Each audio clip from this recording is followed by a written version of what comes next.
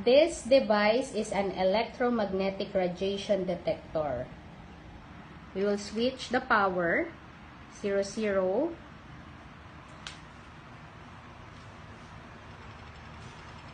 Look what happens in our appliances, in our cell phones, high radiation that can harm our children and ourselves, especially in human brain. But we have a good news for you. We have the protection and anti-radiation.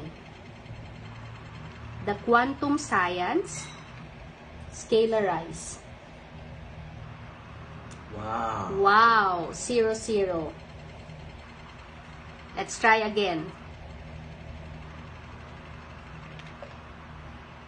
See?